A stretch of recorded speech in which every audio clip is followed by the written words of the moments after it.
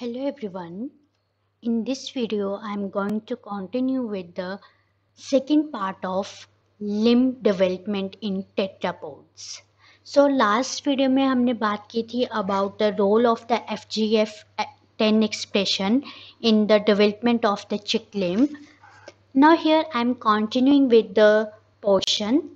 So in this, firstly I am going to discuss about the functional domain of the limb bud.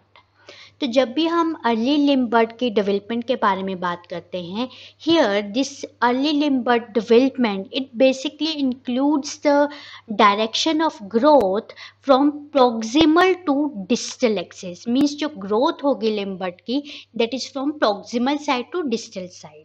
ठीक है, last time भी हमने ये बात की थी कि कौन सी साइड प्रॉक्सिमल है, कौन सी डिस्टल है. तो इस तरह से मान लो ये आपका लिम्ब बड है, this side will be your proximal side and this side will be your distal side. It means that the development from somites to ectodermal region. Then थोड़ी सी कम जो growth होगी that will be from dorsal to ventral region and lastly in the anterior to posterior axis. So the main direction will be from proximal to distal axis. अब जो आपका ये limb बड है, further हम इसको रीजनलाइज कर देते हैं into 3 functional domains. First is the progress zone, second is the zone of the polarizing activity called as the ZPA, and third is the AER apical ectodermal ridge. तो सबसे पहले आप यहाँ पे देख सकते हो ये आपका क्या होता है, दिस इज द लिम्ब बड. तो ये आपका जो है एक्टोडर्म लेयर है जो एक तरह से बल्ज आउट हुई है just to form the bud here, right. And these are your somites region. ठीक है, लेटरल प्लेट मेसोडर्म में जो सोमाइट रीजन है that will be this part. Then अब क्या होता है आपके ये जो एक्टोडर्म है, इस एक्टोडर्म के नीचे यहाँ पे इस पर्टिकुलर रीजन में कुछ मेसेनकाइमल सेल्स प्रेजेंट होते हैं and these mesenchymal cells they will proliferate and they will add up the more cells under this region. और फाइनली क्या होगा, धीरे धीरे यहाँ पे मेसेनकाइमल सेल के प्रोलिफरेशन से एक्यूमुलेशन शुरू हो जाएगी and that accumulation just give rise to a bud like appearance. तो सेम वे में यहाँ पे जो एक्टोडर्म लेयर है, बाहर वाली लेयर, इसके यहाँ पे भी सेल्स जो हैं वो ऐड होते रहते हैं and this ectoderm it will get thickened. ठीक है, ये काफ़ी थिक लेयर में ये कन्वर्ट हो जाएगी and the reason is same. I am writing here कि ये एग्जैक्टली क्या है, ectoderm, but this ectoderm it will get thickened just due to the cell proliferation. And now this thickened part, this is called as the AER region, means apical ectoderm ridge हम इसको बोलते हैं. You can see here it is the thickening of the ectoderm at the apex of developing limb bud. Then इसके नीचे ये जो cells मैंने अभी बनाए that these are the mesenchymal cells, ये सेल्स भी आपके कॉन्टिन्यूअली प्रोलिफरेट कर रहे हैं and this portion where the mesenchymal cells proliferate continuity में ये प्रोलिफरेट कर रहे हैं, इसको हम बोलते हैं progress zone. This is called as the progress zone. और एग्जैक्टली हम बात करें तो ये कहाँ पे प्रेजेंट है, it is present beneath the ectoderm in an area of around 200 micrometer. ठीक है, एक्टोडर्म के नीचे अराउंड 200 माइक्रोमीटर के अराउंड जो भी ये एरिया है that is basically the progress zone. So you can see here the highly proliferative mesenchymal cells that fuel the limb bud growth is known as the progress zone. ठीक है, और यहाँ पे जो cells है they are called as the mesenchymal cells which will get proliferated. Then next आपका आता है ZPA which is the zone of polarizing activity. तो ये क्या है, this is the this one portion, ये आपका जो पोर्शन है this is called as the ZPA portion. Means जो आपका बिल्कुल पोस्टीरियर साइड पे, ठीक है, this is your posterior side and this will be the anterior side. तो पोस्टीरियर साइड पे बिल्कुल लोअर साइड पे of this AER we have particular region called as the ZPA region. And again the cells which are found in this region they constitute the zone of polarizing activity and इसका ये जो ZPA reason है इसका main function क्या है, as they are present only in the posterior region, तो ये basically हमें एंटीरियर पोस्टीरियर एक्सिस को डिटरमिन करने में हेल्प करता है. So this is the main function or the main role of this region, that it helps to determinate or it helps to decide the posterior axis, and we can get idea about the anterior posterior axis from here. क्योंकि ये अगर आपका posterior one है तो just opposite to this we have the anterior side.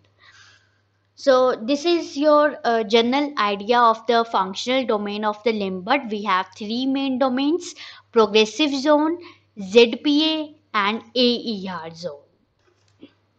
Now next we will see the overview of the specification of limb. So here जो आपकी limb field होती है बेसिकली ये आपकी तीन तरह की मेन जीन्स बोल सकते हैं हम, तीन तरह की मेन जीन्स का यहाँ पे रोल रहता है for the specification of the limb field. सबसे पहले आपकी आती हैं होग्स जीन्स, ठीक है, स्पेसिफिकली सबसे पहले आपकी आएगी होग्स jeans. Then we have retinoic acid, and after retinoic acid we have TBX genes. ठीक है, ये स्पेशल तीन जो हैं आपके ये मेन रोल प्ले करते हैं in the specification of the limb field. जिसमें से ये जो आपकी फर्स्ट है that is the hox genes. Hox genes जो है बेसिकली ये हेल्प करती हैं पैटर्निंग में. ठीक है, पैटर्निंग का मतलब क्या होगा, ये हेल्प करेंगी बॉडी प्लान को डिजाइन करने में. मेन बॉडी प्लान कैसा होना चाहिए that will be basically determined by these Hox genes. Then retinoic acid आपका आता है, तो as we know that this retinoic acid this will be the derivative of vitamin A. ठीक है, विटामिन ए का ये डेरिवेटिव होता है and it act as mostly as the morphogen. ठीक है, एक मोर्फोजन की तरह ये बिहेव करता है. देन नेक्स्ट आपका आता है TBX जीन. TBX जीन को हम फुल फॉर्म अगर हम इसके बोले तो हम इनको टी बॉक्स जीन्स भी बोलते हैं. These are also called as the T-box genes. और यहाँ पे T का मतलब क्या है, एक स्पेसिफिक जीन जिसको हम बोलते हैं ब्रैक्यूरी. ठीक है, ब्रैक्यूरी जीन मतलब होता है आपका प्रॉपर T-box जीन का, which is a specific DNA binding domain. और मेन फंक्शन क्या होगा इस TBX जीन का, they help in the specification of the four limb and the hind limb. ठीक है, मेन रोल इनका क्या रहेगा कि ये हमारे जो स्पेसिफिकेशन है कि ये लिम्ब जो है हाइंड लिम्ब होगा या फोर लिम्ब होगा, that specification will be done by the TBX genes. अब एक बहुत ही जनरल सा आउटव्यू है दैट सबसे पहले क्या होता है आपकी कुछ स्पेसिफिक होक्स जीन्स या हम बोल सकते हैं कुछ होक्स प्रोटीन्स क्या करती हैं, रेटिनोइक एसिड की सिंथेसिस में ये हेल्प करेंगे. ठीक है, स्पेसिफिक होक्स जीन्स और होक्स प्रोटीन्स जो हैं they will permit the synthesis of the retinoic acid. और ये जो आपका रेटिनोइक एसिड है ये पर्टिकुलर लेटरल प्लेट मीजोडर्म के, LPM मैं यहाँ पे लिख रही हूँ, लेटरल प्लेट मीजोडर्म के कुछ एक रीजन्स में ये रेटिनोइक एसिड जो है वो सिंथेसाइज हो जाएगा.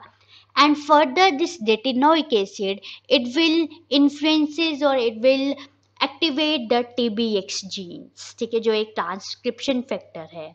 और फर्दर TBX जीन्स क्या करेंगी, they will further activate the FGF10 and as well as FGF8 यानी कि फिब्रिनोजन ग्रोथ फैक्टर्स को ये एक्टिवेट करेंगी.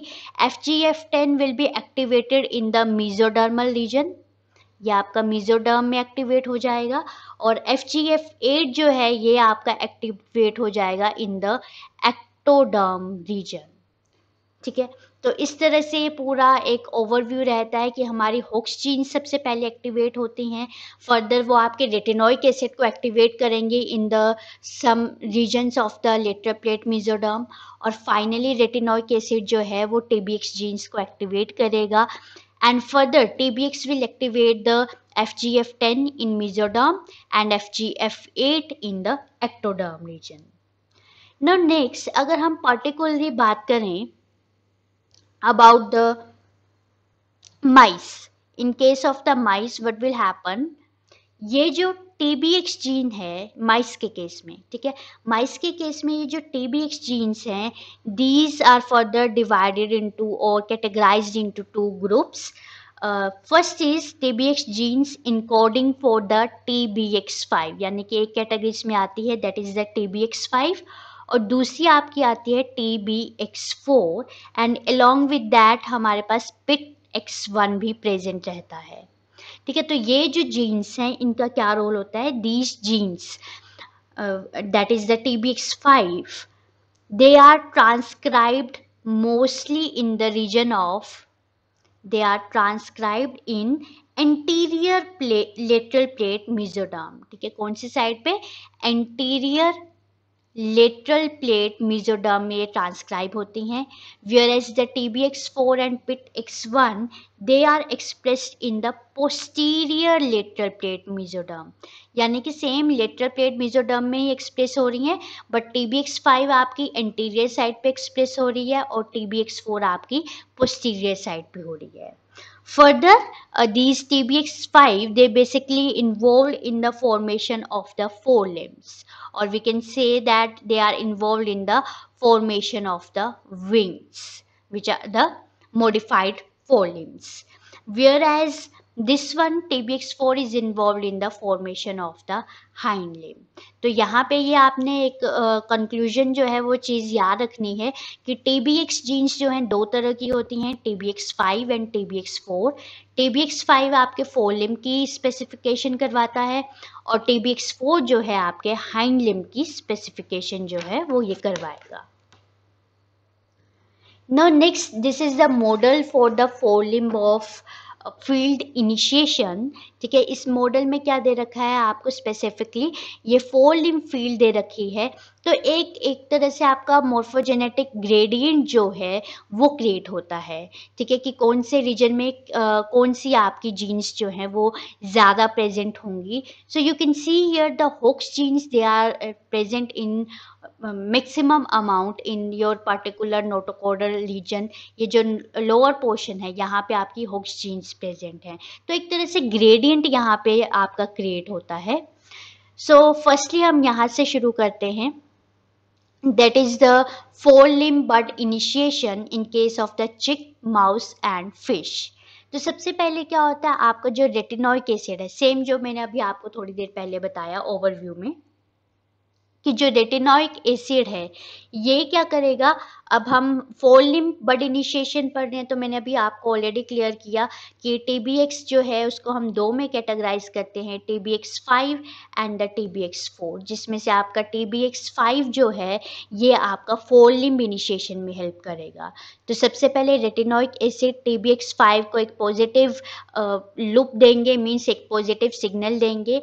TBX5 whenever it will get activated, it will further activate WNT2B, means एक तरह से WNT पाथवे को ये एक्टिवेट कर रहा है और स्पेसिफिकली इसमें ये WNT2B को ये एक्टिवेट कर रहा है. And then this WNT2B give the positive response or it will activate the FGF10 in the lateral plate mesoderm region, यानी कि mesoderm में आपका FGF10 जो है वो एक्टिवेट हो रहा है. देन फर्दर FGF8 क्या करेगा, आपका WNT3A को एक्टिवेट करेगा, and by this WNT3A we will get further activation of the FGF8 in the ectoderm region. और जैसे ही ectoderm region में ये जो FGF8 है ये एक्टिव हो रहा है, मीन्स एक तरह से आपका यहाँ पे क्या बन रहा है, there will be the formation of the AER, means this FGF8 and 10 ये दोनों मिलके क्या कर रहे हैं, आपके मेसेनकाइमल सेल्स को प्रोलिफरेट करवा रहे हैं, so that the limb bud will get arised. So again you can see here, just to maintain all the cycle और just to maintain the balance, further FGF8 एक positive response दे रहा है further to FGF10, और यहाँ से FGF10 फिर से WNT3A को बना रहा है जो FGF8 को एक्टिवेट कर रहा है। मीन्स एक तरह से ये पूरा कोऑर्डिनेटेड मैनर में वर्क कर रहा है, दोनों एक दूसरे को पॉजिटिव लूप सेंड कर रहे हैं, एक पॉजिटिव मैकेनिज्म या फीडबैक दे रहे हैं। So a proper supply of the FGF10 और 8 will be available in the mesodermal and the ectodermal region, and there will be the formation of the AER, or there will be the rising of the limb here.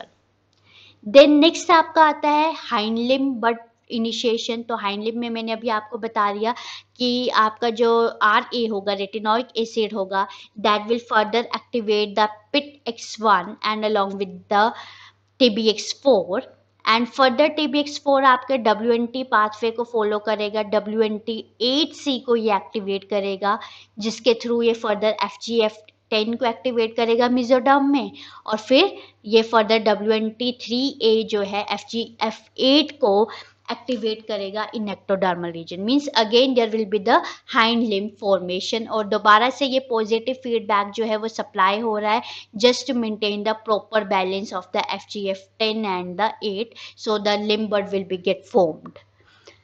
Then finally how the maintenance and the hind limb patterning will takes place. तो यहाँ पे क्या होता है, आपका जो mouse है, mouse का हाइंड लिम्ब बड इनिशिएशन कैसे होता है, यहाँ पे आपका पिटेक्स का रोल नहीं होता, यहाँ पे एक और न्यू ट्रांसक्रिप्शन फैक्टर आपका इन्वॉल्व है, दैट इज IGLIT1, जो आपके WNT पाथवे भी फॉलो कर सकता है और बीटा कैटेनिन को भी फॉलो कर सकता है।